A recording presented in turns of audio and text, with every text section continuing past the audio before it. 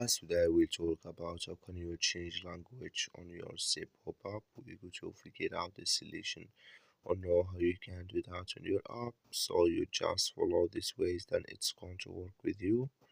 So all you have to do, so you just go down here, you click on profile down here, you just click on it. So when you click here on profile down here, it's going to take you to this list. It's going to show for you like this. Then you go down here, you click here on contact, you just click on it.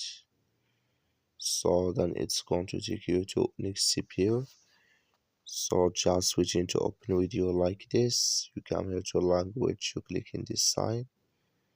So then it's going to show for you like this. You click in this sign here, and here can you select your language. So when you select your language here, just click on save, then it's going to save with you. Also, thank you for watching. Don't forget to support us by liking, subscribe.